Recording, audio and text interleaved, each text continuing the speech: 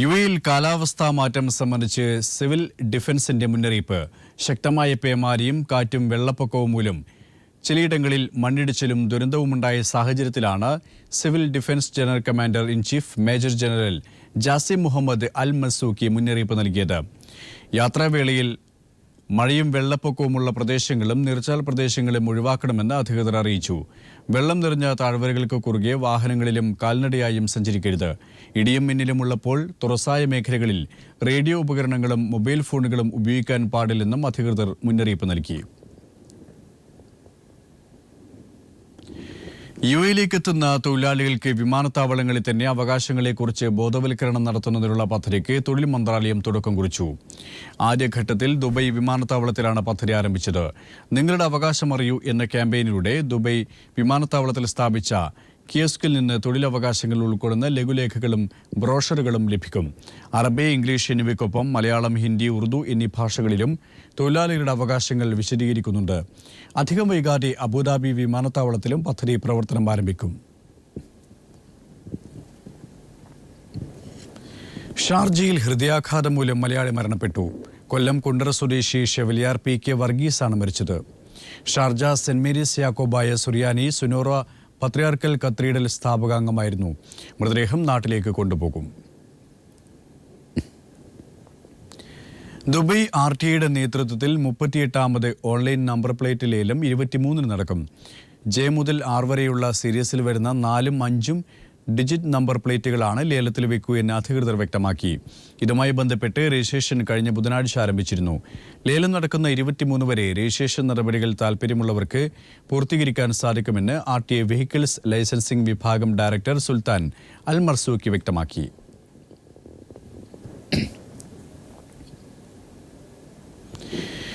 മറ്റു കേരള വാർത്തകളിലേക്ക്. സ്മാർട്ട് സിറ്റിയുടെ പേരിൽ ഉമ്മൻചാണ്ടി സർക്കാരിന്റെ വൻ തട്ടിപ്പ്.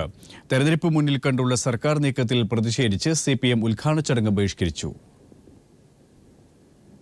12 വർഷങ്ങൾ നീണ്ട ചർച്ചകൾക്കും ആശയക്കുഴപ്പങ്ങൾക്കും ഒടുവിൽ സ്മാർട്ട് സിറ്റി പദ്ധതിയുടെ 1ാം ഘട്ടം ഉദ്ഘാടനം ചെയ്തു. 6 ലക്ഷം ചതുരശ്ര അടിയിൽ തീർത്ത IT ടവർ ഉൾപ്പെടുന്ന കെട്ടിടം മുഖ്യമന്ത്രി ഉമ്മൻചാണ്ടി, UAE ക്യാബിനറ്റ് കാര്യമന്ത്രിയും ദുബായ് ഹോൾഡിംഗ് കമ്പനി ചെയർമാനുമായ മുഹമ്മദ് അൽ ഗഗാവി എന്നിവർ ചേർന്ന് ഉദ്ഘാടനം ചെയ്തു. ലോകം തൊഴിൽ തേടി കേരളത്തിലേക്ക് വരികയാണെന്ന ചടങ്ങിൽ സംസാരിച്ച മുഖ്യമന്ത്രി പറഞ്ഞു, നമുക്ക് ഇതുപോലുള്ള നിരവധി സംരംഭങ്ങൾ, നിരവധി വിജയ കഥകൾ നമുക്കുണ്ടായേ മതിയാകൂ. അതിന് ആത്മവിശ്വാസം നൽകുന്ന ഒന്നാണ് സ്മാർട്ട് സിറ്റി. കേന്ദ്രമന്ത്രി രാജീവ് പ്രതാപ് റൂഡി, മന്ത്രിമാരായ PK കുഞ്ഞാലിക്കുട്ടി, K ബാബു തുടങ്ങിയവർ ചടങ്ങിൽ പങ്കെടുത്തു. എന്നാൽ ടവറിൽ 27 കമ്പനികളുടെ പ്രഖ്യാപനം നടത്തുമെന്ന് പറഞ്ഞെങ്കിലും അതുണ്ടായില്ല. സ്മാർട്ട് സിറ്റി വേണ്ടവിധം ടികോമിനെ വിദേശത്ത് മാർക്കറ്റ് ചെയ്യാൻ കഴിഞ്ഞില്ല എന്ന ആരോപണം ബലപ്പെടുത്തുന്നതാണിത്. അതേസമയം പദ്ധതി വൈകി നടപ്പാക്കുന്നതിലും മറ്റും പ്രതിഷേധിച്ച് LDFന്റെ നേതൃത്വത്തിൽ പ്രതിഷേധ കൂട്ടായ്മ സംഘടിപ്പിച്ചു. ചടങ്ങിൽ സ്മാർട്ട് സിറ്റിയുടെ ഉദ്ഘാടന ചടങ്ങിൽ പങ്കെടുക്കേണ്ടിയിരുന്ന പ്രതിപക്ഷ നേതാവ് VS അച്യുതാനന്ദൻ ഉൾപ്പെടെയുള്ളവർ ചടങ്ങിനെത്തിയില്ല. ഇൻഫോ പാർക്കിന് മുന്നിൽ നടന്ന പ്രതിഷേധ കൂട്ടായ്മ CPM ജില്ലാ സെക്രട്ടറി P രാജീവ് ഉദ്ഘാടനം ചെയ്തു. ഇത് സ്മാർട്ട് സിറ്റിക്കെതിരായ സമരമല്ല. സ്മാർട്ട് സിറ്റി സമയബന്ധിതമായി കരാർ അനുസരിച്ച് പൂർത്തീകരിക്കുന്നതിൽ കേരളത്തിലെ ഗവൺമെന്റിന്റെ അനാസ്ഥ തുറന്നു കാണിക്കുന്ന ഒരു കൂട്ടായ്മയാണ്. ഉദ്ഘാടന ചടങ്ങിലേക്ക് പൊതുജനങ്ങൾക്ക് പ്രവേശനം നൽകാത്തതിനെതിരെയും പ്രതിഷേധം ഉയർന്നു കഴിഞ്ഞു. പദ്ധതിക്ക് സ്ഥലം വിട്ടു നൽകിയവരെ പോലും ചടങ്ങിലേക്ക് പ്രവേശിപ്പിച്ചില്ല. News bureau, Kochi. Smart city ആദ്യഘട്ടം ഉദ്ഘാടനം ചെയ്യുമ്പോൾ തന്നെ ഉണ്ടാകുമെന്ന് പറഞ്ഞിരുന്ന 27 കമ്പനികളിൽ വന്നത് 22 എണ്ണം മാത്രം. 22 കമ്പനികളിൽ 4 എണ്ണം മാത്രമാണ് ഇന്ത്യക്ക് പുറത്ത് ആസ്ഥാനമായുള്ളത്. ചുരുക്കത്തിൽ ബഹുരാഷ്ട്ര വിദേശ കമ്പനികൾ വരുമെന്ന് പറഞ്ഞിടത്ത് വന്നത് 2 എണ്ണം മാത്രം. 27 കമ്പനികളുടെ പട്ടിക പ്രഖ്യാപനമായിരുന്നു ഉദ്ഘാടന ദിവസത്തെ പ്രധാന ചടങ്ങായി പറഞ്ഞിരുന്നത്. അങ്ങനെയൊന്നും നടക്കാതായപ്പോൾ നടത്തിയ അന്വേഷണത്തിൽ സ്മാർട്ട് സിറ്റി അധികൃതർ തിരക്ക് മൂലം വിട്ടുപോയതാണെന്ന വിശദീകരണം നൽകിക്കൊണ്ട് കമ്പനികളുടെ പേരുവിവരം നൽകി. അതിലാകട്ടെ ഉണ്ടായിരുന്നത് 22 കമ്പനികൾ മാത്രം. ഇതിൽ കാറ്ററിംഗ് കമ്പനി മുതൽ ബാങ്കുകൾ വരെയുണ്ട്. 4ഓളം ചെറുകിട വിദേശ കമ്പനികൾ മാത്രമാണ് ഇതിനൊരു അപവാദം. ആവശ്യത്തിലധികം സമയം ലഭിച്ചിട്ടും സ്മാർട്ട് സിറ്റി പദ്ധതിയെ വേണ്ടവിധം മാർക്കറ്റ് ചെയ്യാൻ ടികോമിന് കഴിഞ്ഞിട്ടില്ല എന്നാണ് ഇതിൽ നിന്ന് വ്യക്തമാകുന്നത്. പ്രാദേശികമായ കമ്പനികളെ ഉൾപ്പെടുത്തിക്കൊണ്ടാണ് സ്മാർട്ട് സിറ്റിയുടെ ആദ്യ IT ടവറിൽ ടികോം ആളെ കൂട്ടിയത്. ഈ റിയൽ എസ്റ്റേറ്റ് കമ്പനി മാത്രമാണ് ടി-കോം എന്ന ആദ്യ ആരോപണങ്ങളെയാണ് പുതിയ വിവാദം ബലപ്പെടുത്തുന്നത്.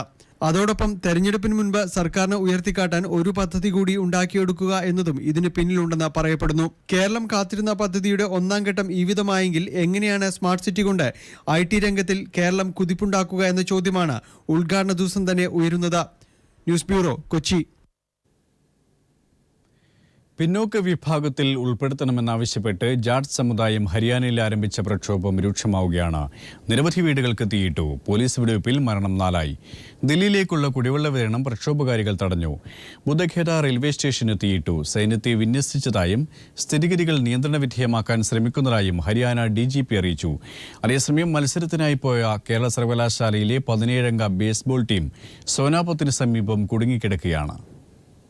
ഹരിയാന ആഭ്യന്തരമന്ത്രി ക്യാപ്റ്റൻ അഭിമന്യുവിന്റെ വീട് ഇന്നലെ തീയിട്ട പ്രക്ഷോഭകാരികൾ ബുദ്ധഖേദ റെയിൽവേ സ്റ്റേഷൻ തീയിട്ട് നശിപ്പിച്ചു. നിരവധി വീടുകൾ ആക്രമണത്തിനിരയായി. 3 ജില്ലകളിൽ കർഫ്യൂ പ്രഖ്യാപിച്ചു. ഇവിടെ പ്രക്ഷോഭം നടത്തിയവർക്കെതിരെ വെടിവെപ്പുണ്ടായി. റോഡ് വഴിയുള്ള ഗതാഗതം സമുദായ പ്രക്ഷോഭകാരികൾ തകർത്തു കഴിഞ്ഞു.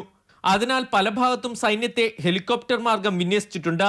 സംസ്ഥാനത്തെ 19 ജില്ലകളിലും പ്രക്ഷോഭം ആരംഭിച്ചതായി കേന്ദ്ര ആഭ്യന്തര മന്ത്രാലയം സ്ഥിരീകരിക്കുന്നു. റോഹ്തക്, ഹാൻസി, ഭിവാനി ജില്ലകളിലാണ് ഏറ്റവും കൂടുതൽ അനിഷ്ട സംഭവങ്ങളുണ്ടായത്. ദില്ലി ചണ്ഡീഗഡ് ഹൈവേ വഴിയുള്ള ഗതാഗതം തടഞ്ഞു. ഹരിയാനയിൽ നിന്നും ദില്ലിയിലേക്ക് കുടിവെള്ളമെത്തിക്കുന്ന മുനാക് കനാൽ പ്രക്ഷോഭകാരികൾ അടച്ചു. ഇത് തുറക്കണമെന്ന് ദില്ലി മുഖ്യമന്ത്രി അരവിന്ദ് കെജ്രിവാൾ ഹരിയാന മുഖ്യമന്ത്രിയോട് ആവശ്യപ്പെട്ടിട്ടുണ്ട്. OBC പട്ടികയിൽ ജാട്ട് സമുദായത്തെ ഉൾപ്പെടുത്താതെ പ്രക്ഷോഭം അവസാനിപ്പിക്കില്ലെന്നാണ് സമുദായത്തിന്റെ നിലപാട്. News bureau, Delhi. Kadakampally village ഓഫീസിലെ നികുതി രജിസ്റ്റർ കാണാനില്ല. ഭൂമി തട്ടിപ്പുമായി ബന്ധപ്പെട്ട അന്വേഷണം അട്ടിമറിക്കാൻ ശ്രമമെന്ന സംശയം. വില്ലേജ് ഓഫീസർ തഹസീൽദാർക്ക് റിപ്പോർട്ട് സമർപ്പിച്ചു.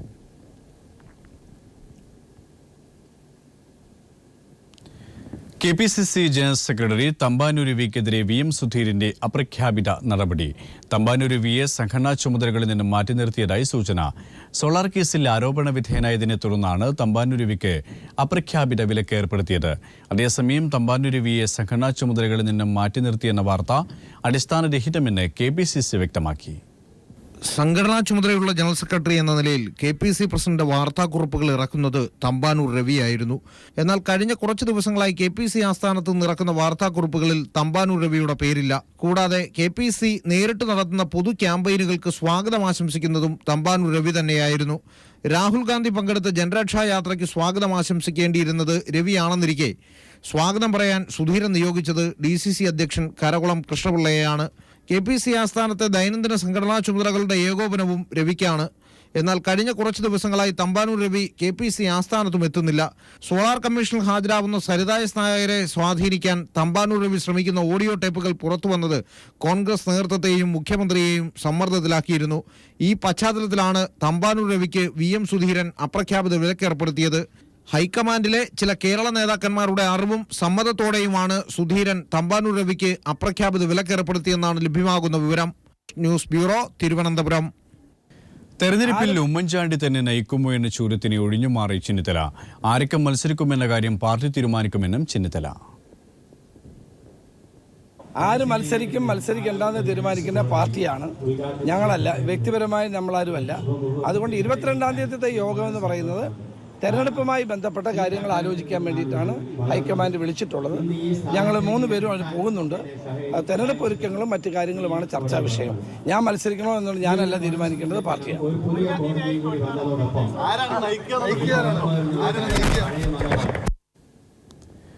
മോദി സർക്കാരിനെ വിമർശിച്ചാലുടൻ രാജ്യദ്രോഹ കുറ്റം ചുമത്തുകയാണെന്ന് CPM സംസ്ഥാന സെക്രട്ടറി കോടിയേരി ബാലകൃഷ്ണൻ. കനയ്യകുമാറിനെതിരെ ചുമത്തിയ രാജ്യദ്രോഹ കുറ്റം നാളെ ഏത് പൗരനുമേലും ചുമത്തപ്പെടാമെന്നും അതുകൊണ്ട് തന്നെ സംഘപരിവാർ ഭീഷണിയെ ജീവൻ കൊടുത്തും നേരിടുമെന്നും കോടിയേരി പറഞ്ഞു. P. ജയരാജനെതിരെ UAPA ചുമത്തിയതിൽ പ്രതിഷേധിച്ച് CPM സംഘടിപ്പിച്ച പൊതുയോഗത്തിൽ സംസാരിക്കുകയായിരുന്നു കോടിയേരി.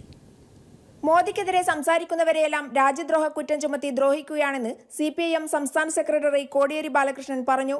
രാജ്യദ്രോഹികൾ ആരെന്ന് തീരുമാനിക്കുന്നത് RSS ആണ്. ഡൽഹിക്ക് സമാനമായ സംഭവമാണ് കേരളത്തിലും നടപ്പിലാക്കുന്നത്. കേരളത്തിൽ RSS CBIയെ ഉപയോഗിച്ച് ഇടതുപക്ഷ വേട്ട നടത്തുകയാണെന്നും കോടിയേരി ബാലകൃഷ്ണൻ പറഞ്ഞു. BJP എതിർക്കുന്നവർ രാജ്യദ്രോഹികൾ എന്ന് മുദ്ര കുത്തിക്കൊണ്ട് വേട്ടയാടുന്നതാണ് ഇപ്പോൾ സ്വീകരിക്കുന്ന സമീപനം. അതിന്റെ ഭാഗമായി ഇവിടെ രാജ്യദ്രോഹി P Jayarajan.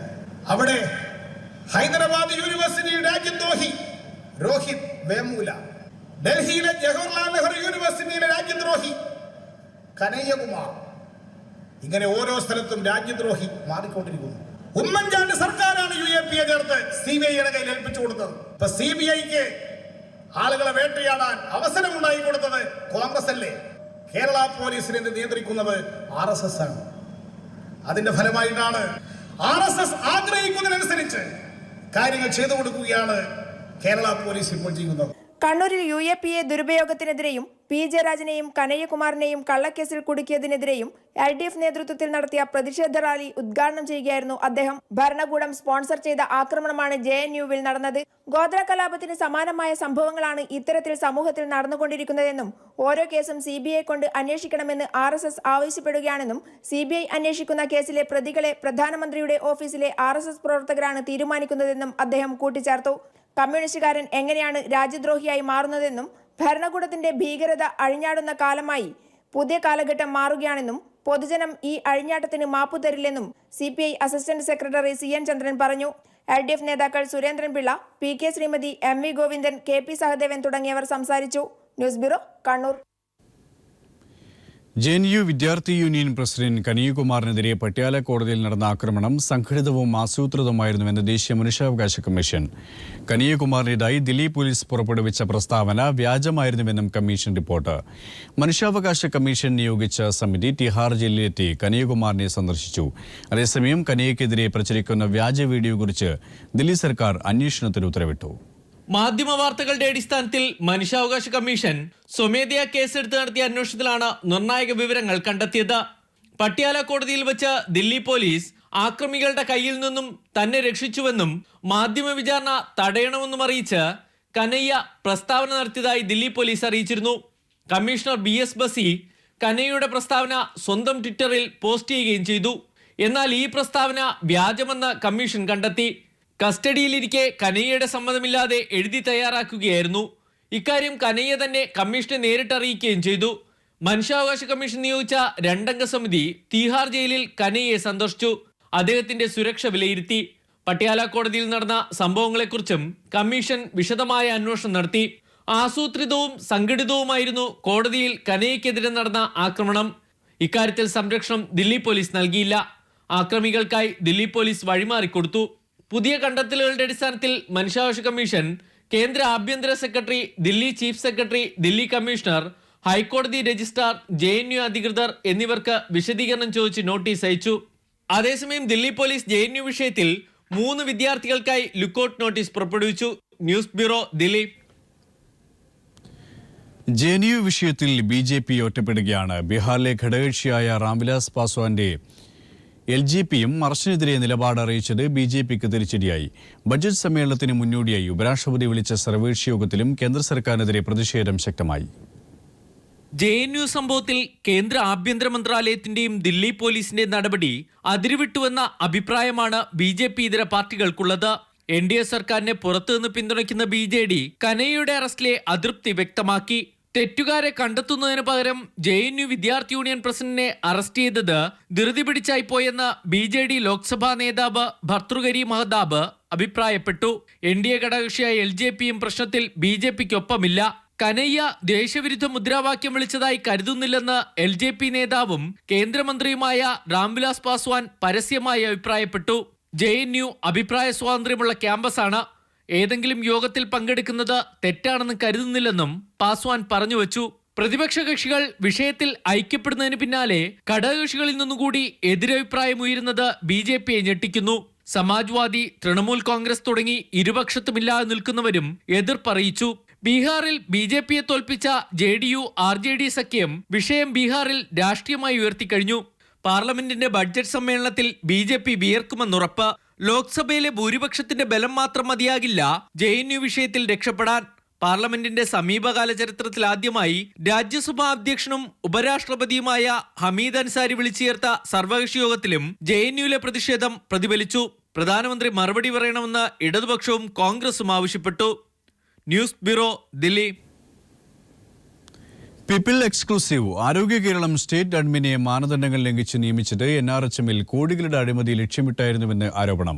Kerala institute of tourism and travel സ്റ്റഡീസിലെ അധ്യാപകനായ PK ഹരികൃഷ്ണനെയാണ് പ്രൊബേഷൻ കാലാവധി പോലും കഴിയുന്നതിന് മുൻപ് ആരോഗ്യ കേരളം സ്റ്റേറ്റ് അഡ്മിനായി ഡെപ്യൂട്ടേഷനിൽ നിയമിച്ചതെന്നും വിവരാവകാശ രേഖകൾ വ്യക്തമാക്കുന്നു. അതേസമയം PK ഹരികൃഷ്ണൻ നിരവധി തവണ വിമാനയാത്ര നടത്തിയും ഓഫീസ് മോടി പിടിപ്പിച്ചും കോടിക്കണക്കിന് രൂപ ധൂർത്തടിച്ചതായും ആക്ഷേപമുണ്ട്. ആരോഗ്യ കേരളം സംസ്ഥാന ഓഫീസിലെ സ്റ്റേറ്റ് അഡ്മിൻ ആൻഡ് HR മാനേജറായി PK ഹരികൃഷ്ണനെ നിയമിച്ചത് 8/10/2012 Kerala institute of tourism and travel സ്റ്റഡീസിലെ അധ്യാപകനായ PK ഹരികൃഷ്ണനെ പ്രൊബേഷൻ കാലാവധി കഴിയും മുമ്പാണ് മാനദണ്ഡങ്ങൾ കാറ്റിൽ പറത്തി NRHM മാനേജറായി നിയമിച്ചത്. ഡെപ്യൂട്ടേഷനിൽ നിയമനം ലഭിച്ച PK ഹരികൃഷ്ണൻ കിഡ്സിൽ ലഭിച്ചിരുന്ന ശമ്പളത്തിന്റെ ഇരട്ടി ശമ്പളവും, അതായത് 52,992 രൂപ പുതിയ തസ്തികയിൽ വാങ്ങുന്നുണ്ട്. ഇക്കാര്യങ്ങളെല്ലാം വിവരാവകാശ രേഖകൾ വ്യക്തമാക്കുകയാണ്. ആരോഗ്യമന്ത്രി തന്നെ നേരിട്ട് ഇടപെട്ടാണ് HR പരിജ്ഞാനം പോലുമില്ലാത്ത PK ഹരികൃഷ്ണനെ മാനേജർ ആൻഡ് സ്റ്റേറ്റ് അഡ്മിനായി ഡെപ്യൂട്ടേഷനിൽ നിയമിച്ചതെന്നും നേരത്തെ ആക്ഷേപമുണ്ടായിരുന്നു. മറ്റ് പല സർക്കാർ ഡിപ്പാർട്ട്മെന്റുകളിലും യോഗ്യതയുള്ള നിരവധി പേർ ഈ തസ്തികയിലേക്ക് ഉണ്ടായിരുന്നിട്ടും ആരോഗ്യവകുപ്പ് നടത്തിയ ഹരികൃഷ്ണന്റെ നിയമനം കോടികളുടെ അഴിമതി ലക്ഷ്യമിട്ടായിരുന്നുവെന്നും ആരോപണമുണ്ട്. NRHMലെ വിവിധ ഡയറക്ടർമാർ എല്ലാവരും ചേർന്ന് നടത്തിയ വിമാനയാത്രകളേക്കാൾ കൂടുതൽ വിമാനയാത്രയാണ് ഹരികൃഷ്ണൻ നടത്തിയിരിക്കുന്നത്. 2013-14 കാലഘട്ടത്തിൽ 1,17,294 രൂപയും 14-15 വർഷത്തിൽ 2,08,963 രൂപയുമാണ് ഹരികൃഷ്ണന്റെ വിമാനയാത്രാ ചെലവ്. കൂടാതെ ആരോഗ്യ കേരളത്തിൽ സ്റ്റേറ്റ് ആസ്ഥാനത്ത് CCTV സ്ഥാപിച്ചതിന് ചെലവായത് 4,65,754 രൂപ. പക്ഷേ ഈ ക്യാമറകളൊന്നും ഇപ്പോൾ പ്രവർത്തിക്കുന്നില്ല എന്നത് വിവരാവകാശ രേഖ തുറന്നു പറയുന്നു. ടെൻഡർ വിളിക്കാതെ കോടികളാണ് ആരോഗ്യ കേരളത്തിന്റെ വിവിധ ബോർഡുകൾ സ്ഥാപിക്കാൻ ചെലവാക്കിയത്. ഓഫീസ് മോടി പിടിപ്പിച്ചും വാഹനയാത്ര നടത്തിയും HR മാനേജർ ആരോഗ്യവകുപ്പിന്റെ ധനം ദൂർത്തടിക്കുന്നെന്നും പരാതിയുണ്ട്. NRHM സ്കൂൾ ഹെൽത്ത് നഴ്സുമാരുടെ നിയമനത്തിൽ അട്ടിമറി നടത്താൻ ഈ ഉദ്യോഗസ്ഥൻ ശ്രമിച്ചതും നേരത്തെ വാർത്തയായിരുന്നു. അതേസമയം NRHM HR മാനേജർ നടത്തുന്ന കോടികളുടെ അഴിമതി സംബന്ധിച്ച അന്വേഷണം വേണമെന്നും ആവശ്യമുയർന്നിരിക്കുകയാണ്. Sunil Arimanoor, news bureau, Thiruvananthapuram. 5 ജില്ലകളിലെ 4 മുതൽ 9 വരെ ക്ലാസുകളിലേക്കുള്ള ചോദ്യപേപ്പർ അച്ചടി സ്വകാര്യ പ്രസ്സുകളിലേക്ക് അച്ചടി ചുമതല സിഡ്കോയ്ക്ക് നൽകിയ ജില്ലകളിലാണ് സ്വകാര്യ പ്രസ്സുകളിൽ വാർഷിക പരീക്ഷകളുടെ ചോദ്യപേപ്പർ അച്ചടിക്കുക. സ്വകാര്യ പ്രസ്സുകളെ അച്ചടി ഏൽപ്പിക്കാനുള്ള നടപടികൾ അന്തിമഘട്ടത്തിലാണ്. 4 മുതൽ 9 വരെ ക്ലാസുകളിലേക്കുള്ള വാർഷിക പരീക്ഷകളുടെ ചോദ്യപേപ്പർ അച്ചടി പൊതുമേഖലാ സ്ഥാപനങ്ങളായ CAPTനെയും സിഡ്കോയെയും ഏൽപ്പിച്ച് സർവശിക്ഷാ അഭിയാൻ സ്റ്റേറ്റ് പ്രൊജക്ട് ഡയറക്ടർ നേരത്തെ ഉത്തരവിറക്കിയിരുന്നു. അച്ചടി രംഗത്ത് പ്രവർത്തിക്കുന്ന CAPTനു മാത്രം മുൻവർഷങ്ങളിൽ നൽകിയിരുന്ന അച്ചടി ചുമതല ഇത്തവണ വ്യവസായ വകുപ്പിന് കീഴിലുള്ള സിഡ്കോയ്ക്കും നൽകിയതിനു പിന്നിൽ അച്ചടി സ്വകാര്യ പ്രസ്സുകൾക്ക് കൈമാറാനുള്ള നീക്കമാണെന്ന് പീപ്പിൾ TV നേരത്തെ റിപ്പോർട്ട് ചെയ്തിരുന്നു. ഇത് വ്യക്തമാക്കുന്നതാണ് സിഡ്കോയുടെ നടപടികൾ. അച്ചടിക്കാനായുള്ള സംവിധാനങ്ങളൊന്നുമില്ലാത്ത സിഡ്കോ സ്വകാര്യ പ്രസ്സുകളെ അച്ചടി ഏൽപ്പിക്കാനുള്ള പ്രവർത്തനങ്ങൾ തുടങ്ങിക്കഴിഞ്ഞു. സിഡ്കോയ്ക്ക് അച്ചടി ചുമതല ലഭിച്ച തിരുവനന്തപുരം, കൊല്ലം, കോട്ടയം, പാലക്കാട്, വയനാട് ജില്ലകളിലെ ചോദ്യപേപ്പർ അച്ചടിയാണ് സ്വകാര്യ പ്രസ്സുകളെ ഏൽപ്പിക്കുന്നത്. അതത് ജില്ലകളിലെ SSA ജില്ലാ പ്രോജക്ട് ഓഫീസർമാരാണ് അച്ചടി ചുമതല സിഡ്കോയ്ക്ക് നൽകിയത്. എന്നാൽ ഇതിനു പിന്നിൽ വിദ്യാഭ്യാസ മന്ത്രിയുടെ ഇടപെടലുണ്ടെന്ന ആക്ഷേപം ശക്തമാണ്. മുൻവർഷങ്ങളിൽ സർക്കാർ ഉടമസ്ഥതയിലുള്ള സെക്യൂരിറ്റി പ്രസ്സുകളിൽ മാത്രം അച്ചടിച്ചിരുന്ന ചോദ്യപേപ്പറുകൾ സ്വകാര്യ പ്രസ്സുകളിൽ അച്ചടിക്കുമ്പോൾ ചോദ്യപേപ്പർ ചോരാനുള്ള സാധ്യതയും ഏറെയാണ്. എന്നിട്ടും അച്ചടി സ്വകാര്യ പ്രസ്സുകളെ ഏൽപ്പിച്ച് അഴിമതിക്ക് കളമൊരുക്കുകയാണ് അധികൃതർ. ജിതിൻ ചന്ദ്രൻ, തിരുവനന്തപുരം. പ്രശസ്ത എഴുത്തുകാരൻ ഉബർട്ടോ എക്കോ അന്തരിച്ചു. 84 വയസ്സായിരുന്നു. മിലാനിലെ വസതിയിലായിരുന്നു അന്ത്യം. ക്യാൻസർ ബാധിതനായി ചികിത്സയിലായിരുന്നു. തത്വചിന്തകനും ചിഹ്നശാസ്ത്രജ്ഞനുമായിരുന്ന അദ്ദേഹം ലോകത്തെ നിരവധി സർവകലാശാലകളിൽ അധ്യാപകനുമായിരുന്നു. The name of the rose, Foucault's pendulum, the island of the day before, ബോൺലിയോ എന്നിവയാണ് പ്രധാന രചനകൾ.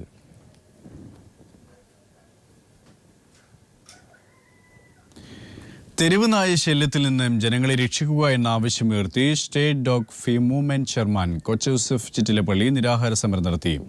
പാളയം LMS കോമ്പൗണ്ടിൽ നടന്ന നിരാഹാരം archbishop doctor Soosa Pakiam ഉദ്ഘാടനം ചെയ്തു. തലസ്ഥാനത്തെ റെസിഡൻസ് അസോസിയേഷനുകളുടെ പിന്തുണയോടെയാണ് നിരാഹാരം അരങ്ങേറിയത്. K മുരളീധരൻ MLA, സാഹിത്യകാരി Rosemary, Biju Prabhakar, Maniyanpilla Raju, CP Nair, G Vijayaraghavan എന്നിവർ സംസാരിച്ചു. ഇന്ത്യയിൽ നടക്കുന്ന 2016 ICC T20 ലോകകപ്പിനുള്ള ശ്രീലങ്ക മെൻസ് ആൻഡ് വുമൻസ് ടീമുകളെ മൾട്ടിനാഷണൽ കമ്പനിയായ കോൺഫിഡൻസ് ഗ്രൂപ്പ് സ്പോൺസർ ചെയ്യും. ലോകത്തിലെ 1-ാം നമ്പർ T20 ക്രിക്കറ്റ് ടീമായി ശ്രീലങ്കയെ സ്പോൺസർ ചെയ്യാൻ കഴിഞ്ഞതിൽ വളരെയധികം ആഹ്ലാദവും ആവേശവുമുണ്ടെന്ന് കോൺഫിഡൻസ് ഗ്രൂപ്പ് ചെയർമാനും സ്ഥാപകനുമായ ഡോക്ടർ റോയ് CJ വാർത്താസമ്മേളനത്തിൽ അറിയിച്ചു. കോൺഫിഡൻസ് ഗ്രൂപ്പിനൊപ്പം കൈകോർക്കുന്നതിൽ സന്തോഷമുണ്ടെന്ന് Sri Lanka cricket association assistant secretary Raveen Wickramaratne പറഞ്ഞു. ഡോക്ടർ റോയ് CJ രവീൻ വിക്രമരത്നയെ തലപ്പാവും പൊന്നാടിയും അണിയിച്ചു. Confidence group MD TA Joseph, baseline ventures സഹസ്ഥാപകനും MDയുമായ തുഹിൻ മിശ്ര തുടങ്ങിയവർ വാർത്താസമ്മേളനത്തിൽ പങ്കെടുത്തു.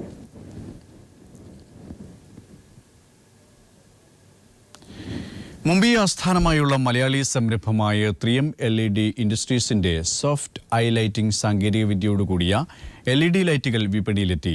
മനുഷ്യ ശരീരത്തിനും കണ്ണുകൾക്ക് ഹാനികരമായ ഇൻഫ്രാറെഡ് അൾട്രാവയലറ്റ് രശ്മികൾ ഇല്ല എന്നതുമാണ് ലൈറ്റുകളുടെ പ്രത്യേകതയെന്ന് 3M ചെയർമാനും MDയുമായ മധുകുമാർ അറിയിച്ചു. അടുത്ത 5 വർഷത്തിനുള്ളിൽ 500 കോടിയുടെ വിറ്റുവരവാണ് കമ്പനി ലക്ഷ്യമിടുന്നത്. ഏറെക്കാലം ഈടുനിൽക്കുന്നു എന്നതാണ് ലൈറ്റുകളുടെ മറ്റൊരു പ്രത്യേകത. ജയ്പൂർ, ബറോഡ, മഹാരാഷ്ട്ര എന്നിവിടങ്ങളിലാണ് കമ്പനിയുടെ നിർമ്മാണശാലകൾ. കേരളം, ഗോവ, മഹാരാഷ്ട്ര എന്നിവിടങ്ങളിലായി 70-ലേറെ ഉൽപ്പന്നങ്ങളാണ് കമ്പനി വിറ്റഴിക്കുന്നത്.